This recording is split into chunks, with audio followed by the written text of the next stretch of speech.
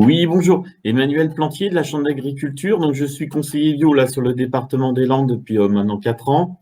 Donc, la Chambre d'agriculture des Landes, au niveau de la bio, on a réalisé une centaine de diagnostics pré-conversion en 4 ans. Donc, on a un certain recul pratique et technique, notamment en grande culture.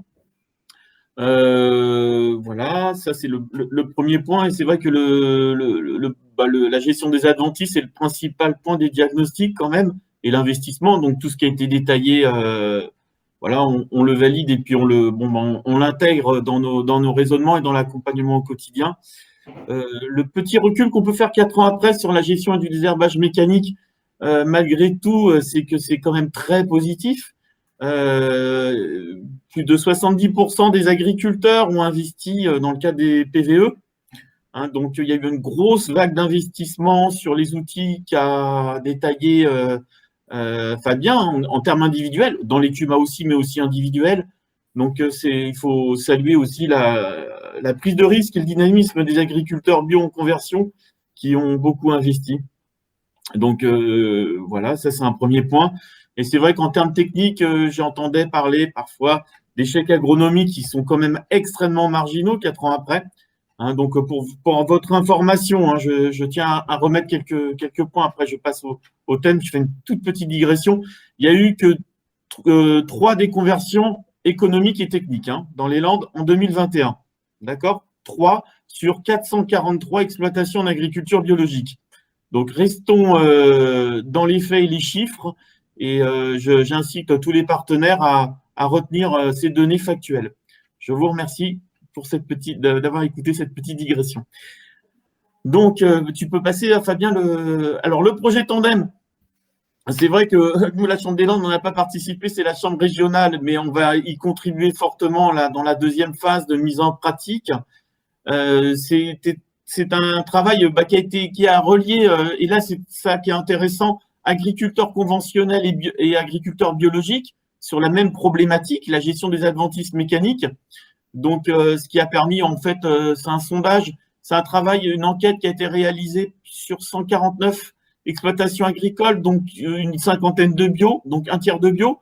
Donc voilà, c'est ça qui est aussi intéressant. Et les chiffres qui sont présentés, en fait, sur les pratiques, sont la résultante de ces enquêtes. Alors, j'ai pas les chiffres précis dans les Landes, mais c'est au niveau, voilà, au niveau régional. Donc, elle représente quand même un échantillonnage assez intéressant. Alors, comme tout ce qui a été dit, tu peux passer le suivant, s'il te plaît. Voilà. Bon, là, c'est ça. Bon. Mais c'est vrai que les chiffres de pérorade étaient plus intéressants pour nous. Hein, c'est vrai que dans nos cadres de nos bassins versants prioritaires, où les sols sont plutôt limoneux, argileux, et c'est vrai que les périodes de ressuyage sont très, très longues. Nous, ce qu'on peut dire sur ce qu'on va retirer comme résultat, là, voilà. C'est vrai que les semis précoces en bio sont rares. Donc, moi, je vous demande, voilà, il faut se focaliser plutôt sur les semis moyens et tardifs. Et c'est vrai qu'on a tendance à semer, alors là, je prends l'exemple du maïs, mais aussi du soja. C'est vrai les bio ont des couverts végétaux, ils les broient, ils les enfouissent, etc. Donc, ils sèment plus tard que le conventionnel. Ça, c'est un élément qui est quand même acté. Bon, voilà, il est visible, parce que nous, on le repère par rapport à une étude de marge brute qu'on fait sur une trentaine de fermes références.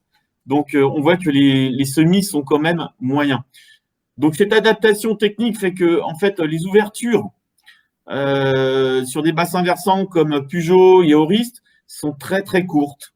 Et c'est vrai que là, en refaisant les calculs avec les temps de ressuyage et après consultation de mes collègues Arvalis, on peut diminuer de un tiers à moitié moins que ça. C'est-à-dire qu'en jour ouvrable, par exemple, sur les désherbages précoces et les désherbages en prélevé, on est à, allez, on va dire entre 3 et 5 jours ouvrables.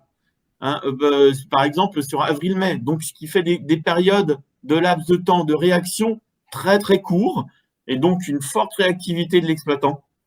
C'est-à-dire que là, concrètement, la personne, l'exploitant agricole qui a enfoui ses couverts, préparé son sol, il a que 2-3 jours pour faire sont des herbages de prélevés, donc 2 passages de RC tri, c'est très rapide. C'est-à-dire qu'aujourd'hui, les outils qui sont passés, et c'est vrai que les investissements qui ont été faits, le retour, alors ça c'est plutôt du témoignage, les agriculteurs nous disent j'aurais dû prendre une RC tri plus large. C'est vrai que ceux qui ont 6 mètres, ils voulaient 9 mètres, et ceux qui ont 9 mètres, ils voulaient 12 mètres. Bon, c'est pour vous dire qu'en fait, le débit de chantier est quand même crucial. Crucial, et même en CUMA, hein, ça, on le voit sur la CUMA de Castandais, Fabien va me corriger si je me trompe, mais il relance une campagne d'investissement sur des outils, justement, de herse et de binage pour pouvoir avoir une capacité de réaction, vu que le bio s'est développé, qu'il y a des nouvelles terres, les outils sont en utilisation saturée, quoi. C'est-à-dire que là, pour le coup, ils sont très bien rentabilisés. Donc, voilà. Nous, et c'est vrai qu'on estime que les prélevés, les stades de 4 feuilles, si vous loupez ça, ouais, comme le disait Bruno, et c'est important, c'est 70% des adventices détruits dans les 2 premières phases. Et c'est vrai que les binages, en fait, ils détruisent, j'allais dire, ils corrigent un peu, mais ils peuvent pas rattraper les 2 premiers échecs de prélever et stade de 4 feuilles.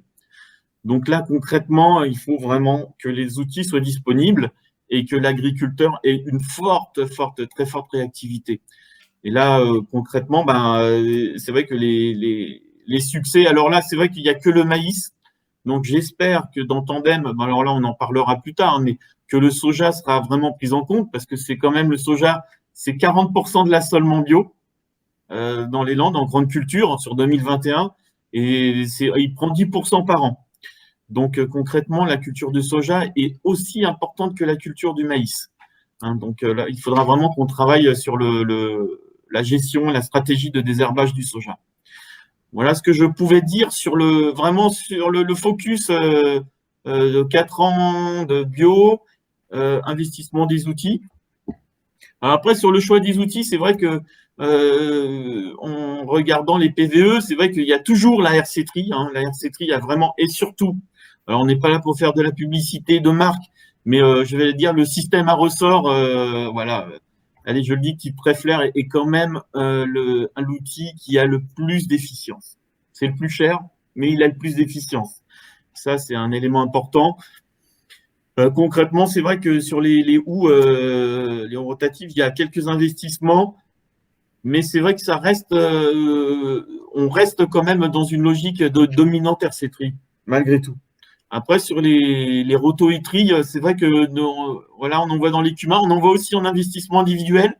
Et c'est vrai qu'elle commence à prendre, j'allais dire, de l'ampleur aujourd'hui. Bon, alors quand je vous dis de l'ampleur, hein, c'est 5-6 investissements qu'on a vu passer, mais ça se développe. Et c'est vrai que son agressivité et son utilisation plus large à des stades plus développés, par exemple de 4 feuilles, et après, voilà, je parle pour le maïs, est intéressante. Je mettrais un bémol sur le soja quand même.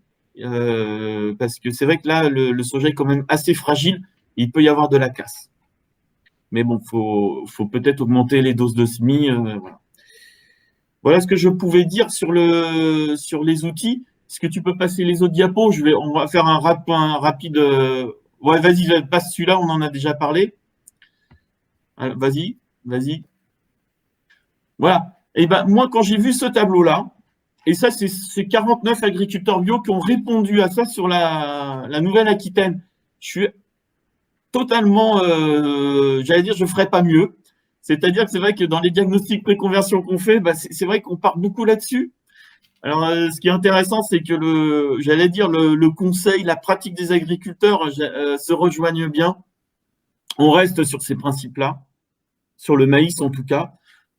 Sachant que les performances maïs sont très bien maîtrisées aujourd'hui. Les stratégies de fertilisation sont bien calées. C'est vrai que les essais d'Arvalis depuis 4 ans nous donnent quand même des directives assez intéressantes.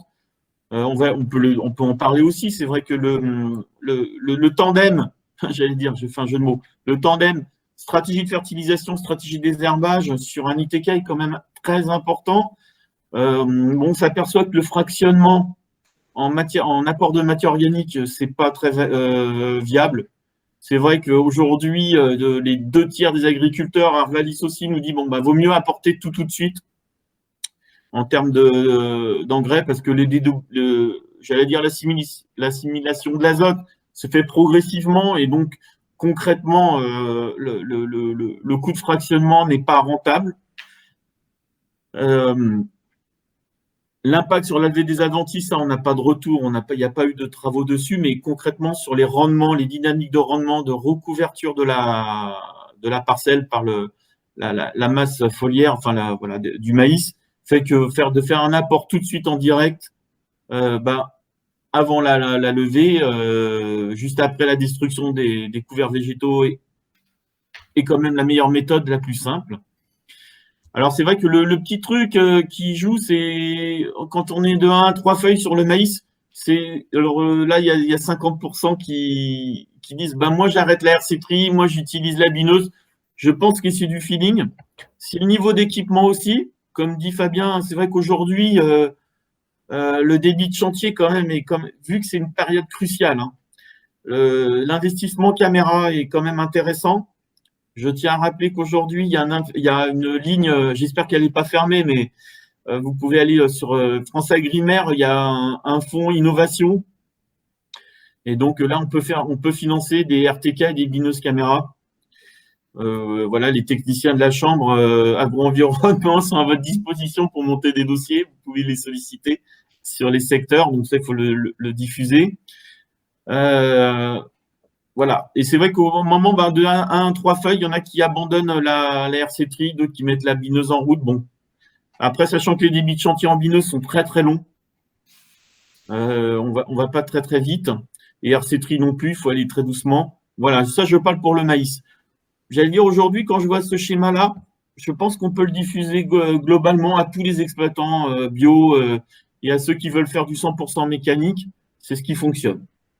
Hein, on peut dire concrètement, à part voilà, la variabilité d'1 ou 2 passages en plus, entre le stade de 6 à 10 feuilles. Bon, après, c'est trop tard, mais c'est ce qui se pratique. Est-ce que tu peux passer sur le tournesol, hein? Merci. Tournesol. Alors, le tournesol, bah, c'est une culture bio qui est très, très bien développée, surtout dans le sud du département des Landes. Bon, bah, sur les zones non irriguées, sur les terres un peu faibles, j'allais dire, enfin, voilà, pas sur les pentes, se comporte assez bien. Ce que je peux te dire, c'est que les moyennes de rendement, je fais un petit rappel, hein, c'est de 18 à 22 quintaux en moyenne sur les 5 années, c'est bien. Surtout qu'elles ne consomment très très peu d'intrants, avec entre 80 et 100 unités, ça suffit amplement. Simplement, nous, on a un moment assez compliqué sur le tournesol, c'est entre la levée et la paire de feuilles, c'est-à-dire que là, il est très peu attaché dans le sol. Voilà, c'est le problème du tournesol, c'est qu'à la levée, si vous avez une levée d'adventice à un moment, là, vous ne pouvez pas trop intervenir parce qu'il est très peu enraciné. Et c'est vrai que là, si vous passez un outil trop fort, vous cassez. Hein. Bon, après, par contre, concrètement, la bineuse, le butage, voilà, on le redit, sur le tournesol, ça marche très bien. Ça marche très bien parce qu'à un moment, bah, justement, il rattrape cet enracinement. C'est une plante qui est dure, qui est à partir de voilà, quand il a 2 feuilles, il s'enracine très fort et la tige se rigidifie. Donc, on peut faire des binages. Et là, c'est vrai que pareil, hein, de binage systématique, je valide complètement ce schéma-là. C'est ce qu'on a comme retour. Bon, forcément, la prélever à fond semi, etc., bon, pas de souci. Mais c'est quand même une culture qui nécessite pas tant de passage que ça, pas tant d'intrants, qui se comporte sur des terres, j'allais dire, séchantes. Bon, j'allais dire, qui est assez bien pratiqué par les agriculteurs bio et qui rentre bien dans la rotation. Voilà. Après, bon, voilà, la troisième culture, nous, on la pratique peu, hein, tu peux passer. C'est ce que, voilà, c'est les céréales d'hiver. Alors, il faudrait qu'on fasse le même topo sur le colza, quand même, qui est une culture bio qui se développe, qui fait partie de notre assolement. Bon, voilà. C'est bon sur les blés d'hiver, je vois qu'ils placent sur le talage. Bon, ben, Nous, en fait, si on fait du triticale par défaut, très très peu. Hein. J'ai même pas de marge brute à vous présenter sur du triticale dans les Landes. Bon, tellement qu'il est peu récolté. Et c'est vrai que sur le triticale, il y a, je vous le dis, il y a aucun passage. Aucun passage. Donc là, sur celle-là, si on fait ça, c'est qu'il y a un potentiel au moins de, j'allais dire, 40 quintaux de blé ou de triticale, quoi. Sans ça, c'est pas la peine. Mais bon, dans d'autres régions, ça se passe. Voilà, tu peux passer. Alors ça, c'est le poids. Pareil, on la pratique pas beaucoup. Alors, sauf pour le petit pois, mais dans le Sable, dans le nord des Landes, des cultures sous contrat. Et ça, je l'ai montré à certains agriculteurs et ils me disent concrètement qu'ils ne le passent pas du tout. Ils ne passent pas un outil ou très, très, très rarement parce qu'en fait, bon, bah, c'est une culture très cassante. Mais c'est pas, j'allais dire, c'est pas une culture qui nécessite normalement des passages. Voilà. Et nous, dans les Landes, je parle pour la Haute-Lande, on est surtout en double culture. Mais voilà. Alors, il y a des cultures, nous, on fait de la févrole d'hiver, bon, qui est souvent pas récoltée, mais là, cette année, vu qu'elle est très belle, on risque d'avoir des stocks de févrole. Mais pareil, il n'y a aucun passage. Aucun passage. Voilà. Simplement, le grand manque, là, bah, qu'il faudra qu'on comble, j'espère, pour la prochaine saison, c'est vraiment les passages du soja. Donc, pour le soja, je vais vous le dire oralement, on est à, en gros, 7-8 passages. Hein, je prends un bassin versant où les 3, 4 bio, ils sont à 7-8 passages, plus du désherbage manuel. Donc là, on est quand même sur une culture à haute intensité, j'allais dire, de désherbage mécanique. Et là, concrètement, bah, c'est une culture très, très chronophage. Donc, le binage de précision indispensable. Qu'est-ce que je peux vous dire d'autre? C'est vrai que sur les écartements, on est quand même sur beaucoup de 80. Alors, comme peut-être qu'il y a des évolutions en bio, où il y a des exploitations agricoles qui passent sur du 60. Donc là aussi, ça sera un élément à suivre sur les stratégies de désherbage, les stratégies d'enherbement, enfin les stratégies de lutte contre les adventices et puis la pression adventice. Est-ce qu'à 60, il y en a moins? Est-ce que voilà, ça, ce sera des sujets, j'allais dire, à traiter dans un avenir proche. Donc voilà ce que je voulais vous dire aujourd'hui. Hein. Donc le projet Tandem est enrichi par, je trouve très bien, par nos collègues de la Chambre Charente-Maritime ou Charente. Excusez-moi, j'ai un petit problème. C'est le département 16. Voilà, notre collègue ils ont une chaîne YouTube qui est très très bien faite où ils filment le réglage des outils, de la houe rotative, de la RC-Tri, très bien faite, très très bien montée. Donc ça, j'allais dire, pour les primos, pour les gens qui sont dans le désherbage mécanique, c'est quand même un élément intéressant. Voilà, à savoir bien régler des outils, bien réguler sa vitesse. Pour les premiers passages, c'est quand même pas simple. Donc là, ça nécessite de la prise en main, accompagné par les CUMA, accompagné par les techniciens machinistes, c'est quand même un élément important. Voilà ce que je voulais vous dire aujourd'hui.